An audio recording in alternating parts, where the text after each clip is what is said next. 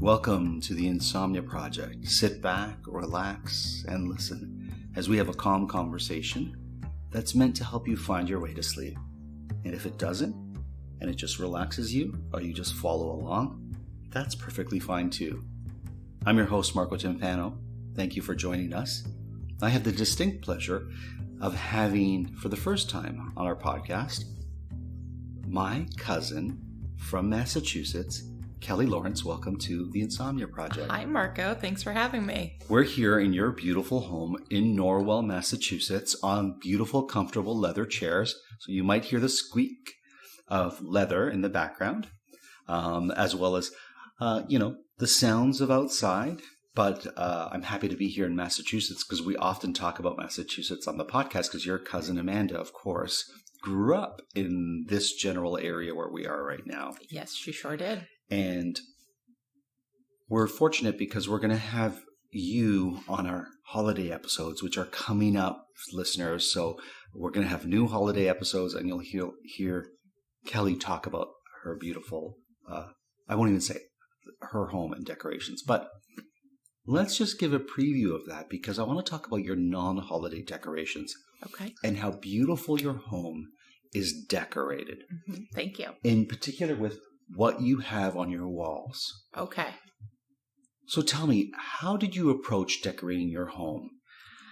I think that everything that I do, I have a very eclectic style, and I think that shows. But I think the number one thing of importance to me is warmth. Okay. So I always want to relay a feeling of warmth and love. I mean, not to sound too cliche, but No. I want people to come here and feel comfortable being here, and visit and want to come back like you and Amanda. Oh my goodness. And so I really want people to feel relaxed and comfortable here. So that's the main thought process I think of when I am decorating the home. I also really, in that vein, love things that have meaning. Okay. So it's very rare that I will do something, and granted, I like something that looks nice. Sure. This wicker basket looks nice. These lamps look nice. Sure. But oftentimes I will choose things that have meaning to keep in my home. Okay. For example? Well, in here, we have a bar area, which Dave and I, we laugh about this because we saw this bar at Home Goods and we said we have to have it. And we were just about to return it because we couldn't, it was much bigger than we thought. Right. And we put it in this random place and we thought this is the place for it. But on that bar, if you notice, there's a very tall wooden giraffe. Yeah. And that giraffe is from Jamaica. Okay. My friend Lauren got married there back in March 1st of 2020. And they have a lot of wooden sculptures in Jamaica. Sure. And Dave and I saw this giraffe and we had to have it. In fact, somebody tried to purchase it off my husband at the airport. Oh, wow. And he would not. He had to hold it because it wouldn't fit in luggage. We thought the neck would break. Right. So he carried that on the airplane and sat with that big giraffe on top of him. I love that. I love that story. What about wall hangings? Because I need to ask you about one wall hanging in particular. But first, I want to get your opinion because you've got your walls so beautifully decorated in every room. Like I see that painting right behind you. Sure. And the colors of it, like it just works in that room. It just looks fantastic. But I noticed that everywhere, like you've got this. I love these types of mirrors that have like a sun design. Yeah, so pretty. And this looks like an antique. It's so funny because I've only seen this mirror one other time in my life. And my sister-in-law has this mirror. Oh, wow. And neither of us knew that we had the mirror. And I was like, wait a second, I have that mirror too. And it's the only time I've ever seen it elsewhere. It's a gorgeous mirror. Thank you. Yeah. But how do you approach wall hangings? I'm a big photo person. Okay. I really like to post photos. My husband will tell you I have way too many wedding photos on the walls, but it's a very happy time. It involves my friends and my family. So I like to, have those. I also have pictures going up my staircase. Growing up, I never had a staircase that had wall hangings. As a matter of fact, I tell my mother this all the time, that she needs photos going up her staircase. And I always wanted that. I'd see it in movies. And so I did it. I have frames, all different sizes, of pictures of me and my husband and our dog. So that's kind of the thought process there. And they're all different. It's us at Patriots games.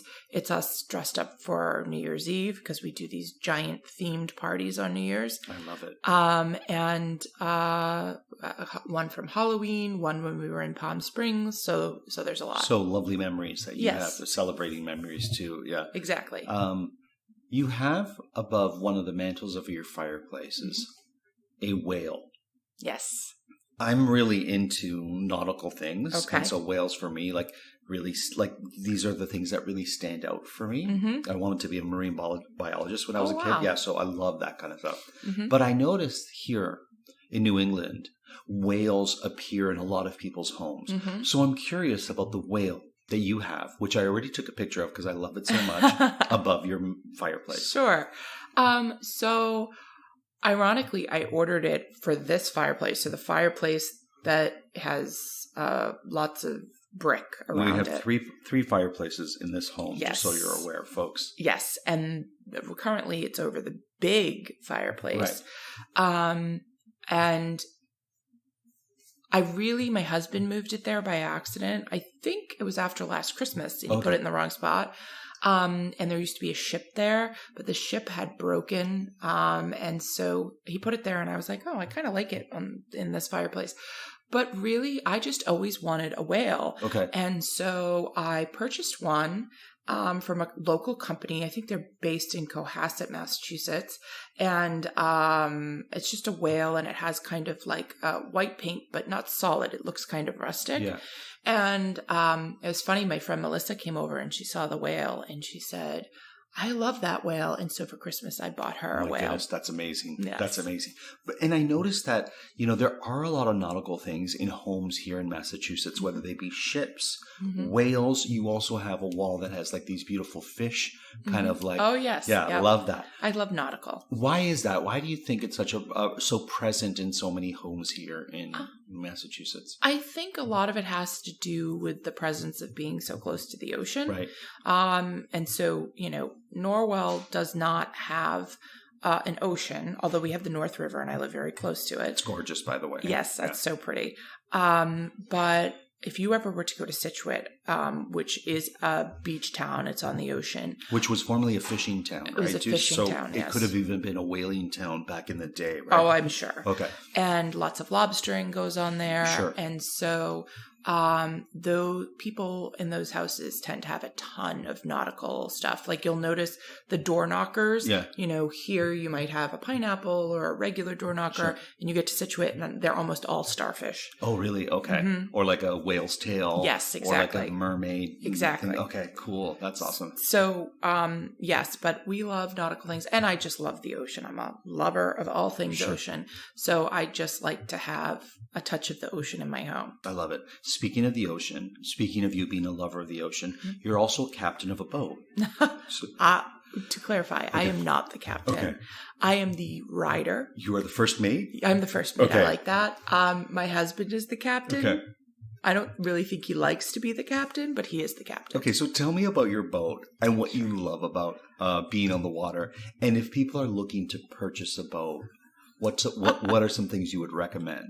Okay, so I have always wanted a boat and begged Dave, let's get a boat. And we kind of were looking and we test drove one boat. It was not, the engines weren't good on it, down the Cape. And we just kind of fell upon this boat in the middle of the summer. Was it 2 summers ago, I believe? And it's just a little fishing boat. It's a Proline center console. It's 24 feet. What makes it a fishing boat versus like a tour boat or like a fun boat or like a... So in a fishing boat, so a center console, the captain will drive the boat from the middle, but there's a lot of area if you're fishing that you can fish off of. You can store the fish. They have fish wells on the boat. And things do you like fish? That. Is that why you bought it? I do not. My husband does. Okay. Oh, I didn't know that. Yes. And I always really liked that type of boat because sometimes the other boats are they're a little bit too much. And this was our first boat purchase. So we were like, let's keep it simple. Sure. And so this is a simpler style of boat. Okay. So when purchasing a boat, what are some tips you would give our listeners? Well, that's a hard one because I pretty much had no idea what I was doing and trusted my husband and his friend, who was a former boat mechanic to engine mechanic. And so they looked at the engine and it looked good. I would say this, everything is negotiable. Okay. So you should never just see the sticker price and say, I'm paying that. Right. I would give an offer, and that's what I did. And I said to my husband, I bet you they meet us halfway, and that's exactly what they did. Oh, fantastic. Fantastic. Yeah, be wise, because a boat is not an inexpensive purchase, right? Because you have to maintain the boat, and it's on the water, and it faces a lot of challenges, right? And it's expensive to maintain. And you have to love being on the water. Yes. In order to have a boat, I would say. And I love being on the water. So we do love it. It has cost a lot of money to maintain. As a matter of fact, we're talking about maybe remotoring it, which my goodness, it actually costs more than the boat costs to remotor it. So just know that, listeners, if you're going to get a boat, you got to love it. Yes. Let me ask you this. Where's your favorite boat route to take? So I really we put the boat in at the Scituate Town ramp, where we're trailering currently. I want to get a slip. I love Scituate, I have to say. You took me to Scituate. It's so gorgeous. It's gorgeous. Yeah. And we tend to go, my husband, he likes to go to Plymouth. He's from Plymouth. Plymouth is he wild. Immediately wants to go to Plymouth. And it's a nice ride down to Plymouth. You pass the cliffs in Scituate. And you're right downtown Plymouth when you are at the water, right? Yes, you are. And so that's very nice. I have gone down there with him a few times to do some fishing. By the way, I haven't done the fishing, but I've sat there and watched him and his friends fish. What do they catch? Oh, gosh. Striper? I don't know if you know this about me. Before I wanted to be a marine biologist, when I was a really young kid, I wanted to be a fisherman. Really? That's too funny. Yeah, so I need to talk to Dave about fish. I can't believe it. Talk to him about fish. We're leaving in an hour, and I've only got 45 minutes to talk fish with Dave. So that is a subject he would love to talk about. I didn't know that. Yes. Okay. He loves, I think he catches some mackerel. He catches striper. So yeah, he really enjoys that. And then there was another fish he caught this year. He got one of them, but I forget what it was. Okay, fair enough. Yeah. And so that's good. But I really like to go. So there's this area called the Spit, and it is where the ocean opens up from two rivers, or rather, two rivers open up into the ocean. And it's the North River, which is part of Norwell, the town I live in. I live very close to that river. Right. And then there's the South River, which comes out of Marshfield. And the two of those rivers meet and combine and then go out into the ocean. Okay. So fresh water into salt water too. Correct. Okay. And they have a giant sandbar. And in the summertime, I like to take the boat down to this sandbar called the Spit. And you can sit out there, you can grill, you can hang out with your friends. And we sit on the beach, but it's like a special beach. Okay. It's not, there's no rocks. It's very clean. So I like to go there. And I like to be out on the boat. And sometimes we just go for drives on the boat. And I like that too. Oh, that's nice. Mm-hmm. Where's the furthest you've gone with your boat? I think Quincy. Okay. Yes. And the reason that's the furthest, you would think, Plymouth is probably equidistant in length, but there's this area, this town called Hull that kind of sticks out into the middle of the ocean. Okay. And so you have to go around Hull to get to Quincy. So it took longer than going to Plymouth. Plymouth we can get to in a half an hour or so, but going to Quincy was a lot longer. We wanted to go to Boston, but it just was already so long having to go around Hull. We didn't. I see. Mm-hmm. So Boston is far by the water. It is, yes. From here. Because it's only a 45-minute drive if there's no traffic, right? Right. To Boston. But it's never a 45-minute drive. No. And actually, I could get to Boston easily in a half an hour. It's only 23 miles. Okay. But there's always traffic. Right. So I work downtown, and a lot of times it's an hour and a half to 2 hours one way. So I love it. Yes. I mean, I don't love that you're in traffic. No, me neither. But I love how close you are to Boston. Yeah, no, it's great. So on a Sunday, let's say, mm-hmm. you could get there relatively quick? Or no? Oh, I could get there relatively quick, okay. yeah. But nobody works on a Sunday, so it doesn't really matter. No, exactly. That's why you can get there relatively quick. Wow. All right. So we talked about your home. We talked about your boat. I'd love to know about what brings you joy. Because like I said before, you're the type of person, when you're around Kelly, you just have a good time. And you don't even have to be doing anything, anything in particular. But I just love hearing stories that you have to tell and stuff. And you just bring so much joy to a room. Well, I think you hit the nail on the head. Okay. I love a good story. Yeah. And I have a lot of good stories. And at least that's what my friends tell me. But I'm that person that the crazy stuff always happens to. So I tend to have good stories. But I really like to be with my friends and family, but particularly my girlfriends. I really just enjoy their company and, sharing stories and finding out what's going on in their lives. So, you will frequently find us here, whether it's just one girlfriend or two, sitting in front of a fireplace, having some wine. That's probably my favorite thing to do. But I also like other things. Like I love animals. I love dogs. Sure. I love dogs. If I would be that lady that had 1,000 dogs. Right. And so I like that. And then things like I was at this wedding last night, right, and it was really cute. The bride, Allie, put this little blurb together of where you were sitting to thank you, and ours started off with fashion icon and world-renowned plumber, because my husband's a plumber, right. And I thought that was really funny. So and I sweet. said, "I'm a fashion icon. Thank you." Yeah. And you look spectacular yesterday. Thank you. I feel like you can wear things that other people can't. You know how you see supermodels and sometimes you're like, oh, nobody would ever wear that. Yeah. And then you see it on them and you're like, oh, it's so gorgeous. I feel like you're the type of person who can wear stuff and really make it a fashion statement where on other people it'd be like, you can't wear that. I really put a lot of thought into what I wear. And I've always really liked things that are unique, but not overly unique. Like, I don't want to be wearing something that looks like a trash bag. Sure. I want it to always look classy. Yeah. But I like bright colors. So a lot of times I'll pair them together, but I don't like bright colors that don't match. So everything's got to kind of coordinate and look good together.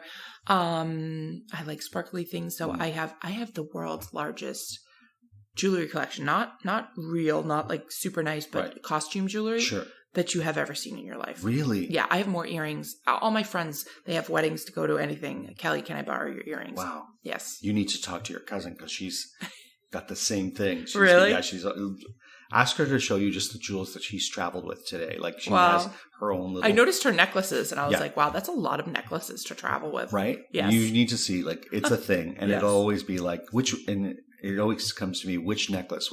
And I'm like, whatever necklace you want. Yes. And then sure enough, I'm like, not that one. And she's like, I asked you, right?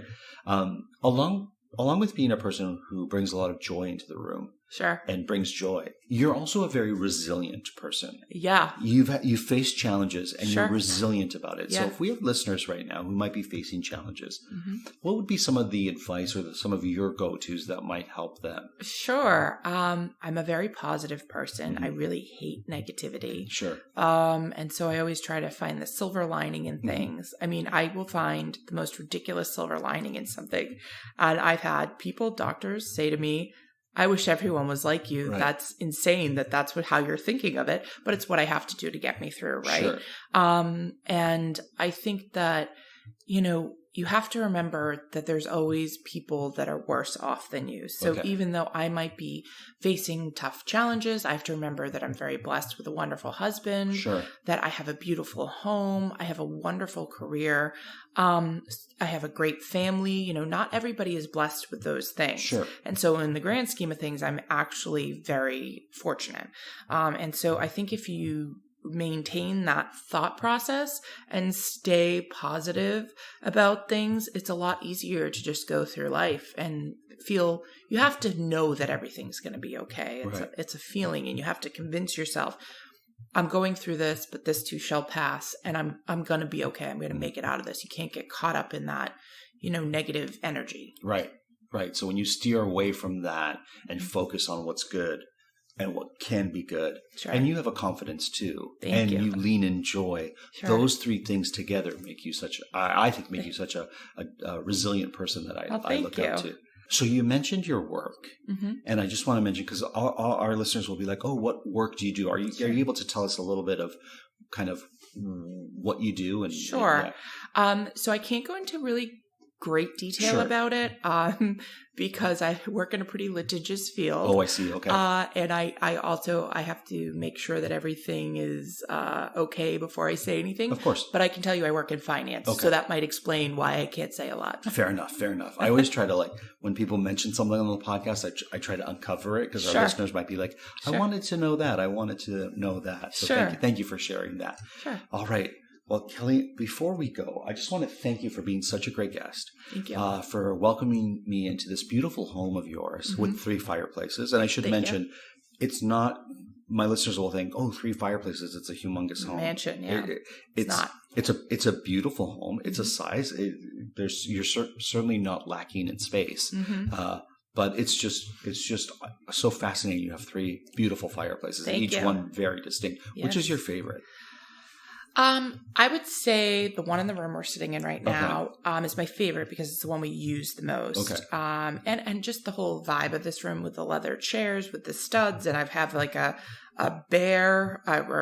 cowhide. It's fake, don't worry.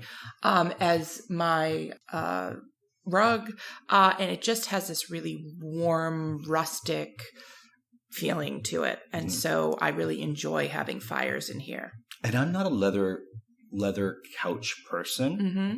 I find them uncomfortable for myself. Sure. And when I sat in your leather chair and I leaned back, I don't know if it's this pillow and how soft it is. And it just, like, my body was like, yes, you've found the chair that you've been looking for to sit in. And I haven't even been on your couch because I feel like You'd fall asleep. if I lay there, Mm-hmm. I'll be out Yes. in an instant. Yes. How did you select these? Because it's pretty. So Because you don't strike me as someone who's like, I want a leather couch. no, Because I'm not. your other couches are very comfortable Yes. too. But I would not have a leather couch except for that it's what I know.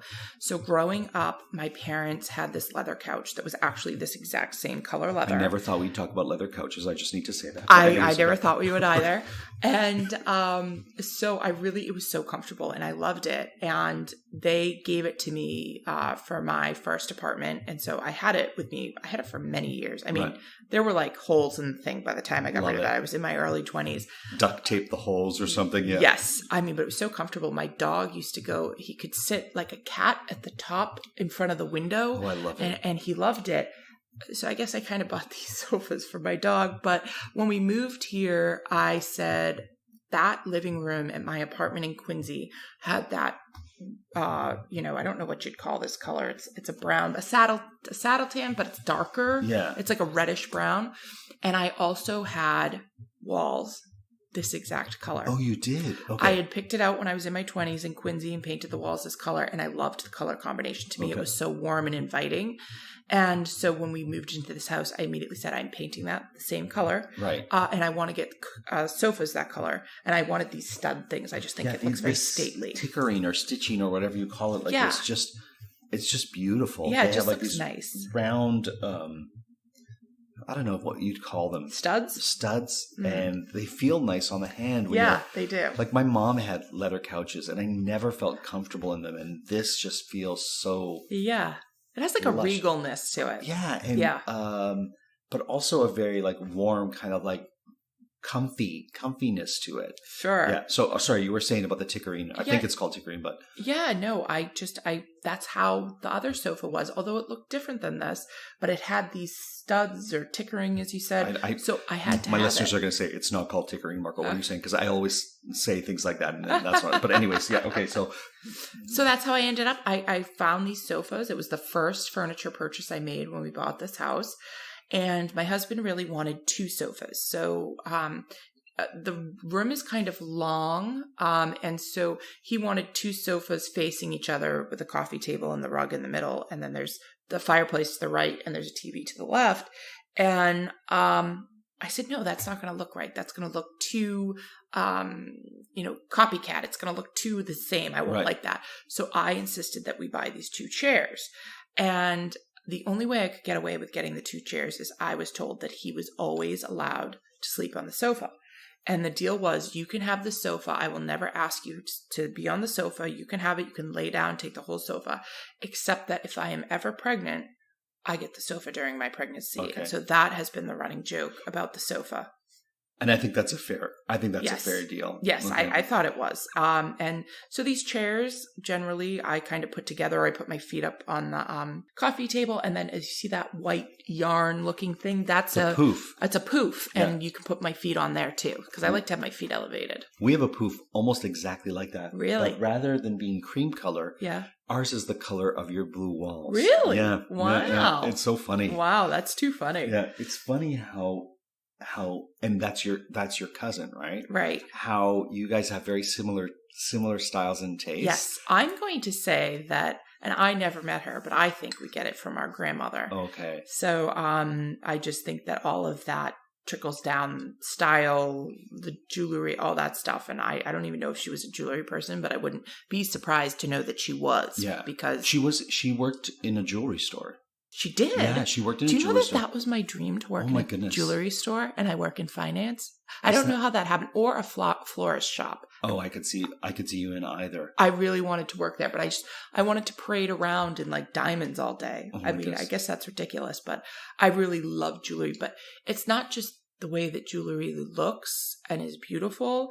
I like gemology. Okay. I really like the study of it. Oh my goodness, Marco. You could have a whole separate podcast episode of me talking about tanzanite. And we're going to do that the next time either you're in town or I'm in town, because I don't know if you know this about us. First of all, we're at the end of our episode, but I need to ask you 2 questions before we go. But we talk a lot about stones and jewelry because Amanda loves stones and jewelry. Yes, and love them. I love hearing about the properties of those jewels and what they bring to you or supposedly bring to you. I know for some people that might be a little bit woo-woo. Yeah. But if you don't own citrine, we had a really great experience with citrine. Really? That's my birthstone. Is it really? Mm-hmm. Yes, of course it is, right? Yes. It's November. November, yes. Yeah. So I'll tell this story quickly. I don't know if I can, but I'll tell it quickly. So we were in one of those candle shop and smudge places where you could get little, things to smudge your home, or like little crystal beads or whatever, one of those kind of places, because Amanda needed a candle. Mm-hmm. And so there was these candles for sale because she was living in someone's home when she was doing a show. She was billeting in a person's home. And she's like, it's got an old kind of smell to it. So I want a candle so I can just freshen up the room. So I'm like, okay, let's look for candles. And there was these candles first that were on sale, and each one had some stones in them. Mm-hmm. And each candle represented something different. So one had pink quartz, and that was a candle you lit for love. Oh. One had an amethyst, and it was a candle that you lit for peace. Wow. And then there was the citrine candle, and that's the one you lit for money. So she's like, let's get the citrine candle. So I said, sure. And at that point, I didn't really know what citrine was. Right.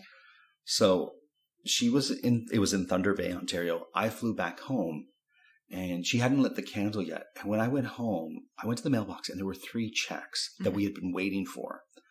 And so I called Amanda. I'm like, Amanda, did you happen to light that candle? She goes, I lit it like 10 minutes ago. How did you know? And I'm like, we just got 3 checks.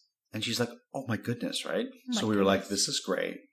And then the next day, I got a really big gig. And I called her up. I'm like, you won't believe this. Did you light that candle? And she's like, I just lit the candle. No. And I was like, I just heard from my agent. I booked this gig.